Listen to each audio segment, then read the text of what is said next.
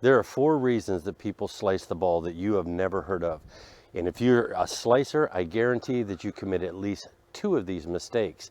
So you're going to want to watch to the end of the video so that you can identify all 4 crucial mistakes the slicers make, and then you can look at your own swing to identify which 2, maybe even 3 of these mistakes you're making. So let's get right into it. The first mistake people make is in their setup. I see so many golfers will set up with their club, and to get their trail hand underneath their lead hand, what they'll do is they'll reach around. When they reach around to get that hand under there, they end up opening up their shoulders. I'll show you from this angle. If I reach around, my shoulders open up. So now my shoulders are pointing that direction. I have no hope but to come from the outside in. If my face is open a little bit, big slice. If I do happen to get it closed in time, I'm pulling that ball way over there. I'll show you from this direction. The reach around opens up the shoulders. What I see a lot of people do to try to compensate for their slice, they've already got the open shoulders, then they open up their body even more, thinking that that's going to help them pull that club around and get rid of that slice. All that does is accentuate the slice. So the way to deal with fixing your setup in the Your Simple Golf Swing method, what I teach is I teach that after you've taken your measurement, you've got your lead hand on the club, instead of reaching around to get that trail hand underneath the lead hand, what you're going to do is you're going to simply kick this trail knee in just a little bit. That will lower the right shoulder, and now you'll be able to reach under that lead hand without any problem and without opening your shoulders. Let me show you from this angle. Take our measurement, kick that in, lowers that shoulder, hand goes right under there, and my shoulders stay parallel to the target line. Let me do it from this angle.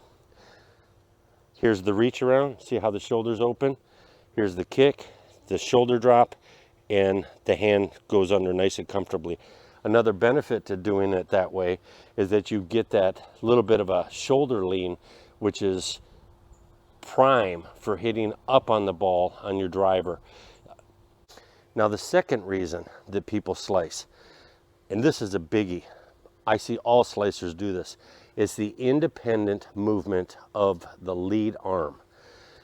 In the Your Simple Golf Swing method, we teach a very passive lead arm. When you get to the top of your swing, your body needs to lead the swing. Your body will take your lead arm and it will pull it down. What so many slicers do is, especially with men, they're big and strong in their arms and their shoulders and their upper body. So what they try to do is they try to get more out of their ball by swinging with their arms, okay? You can't swing with your arms. You have to use the body. What you want to do when you get to the top of the swing, you've done your weight shift, you've shifted over to the trail side, and then when you come forward, it has to be a slide in a turn. That slide in a turn will pull that lead arm down, and it'll help you whip through the ball. Watch another thing that happens automatically when you do this. When you get loaded up and you start that weight shift and that turn, it drops this club down into the inside, so it comes inside out, which is perfect for hitting a draw or even hitting a straight shot.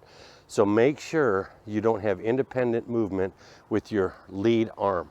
The only arm movement that's happening in the Your Simple Golf Swing method is what's going on with your trail arm. And your trail arm isn't pushing everything forward. All it's doing is when you come down, this arm is folded and it unfolds down into impact. It's not pushing that club, it's being pulled down. You'll see that weight shift pulls that elbow down into the side, and then you're straightening that elbow out, okay? The next reason that people, or the third reason people slice, is very much like the independent movement of the lead arm, and that's shoulders, swinging with the shoulders and the chest. A lot of slicers will do that, and what that does If you swing with your shoulders and you have a passive lower body, you're going to come, it's going to throw the club out and in, and that's a slicer's move. So no independent movement with the shoulders. And then the final reason that people tend to slice the ball is not being disciplined with your head.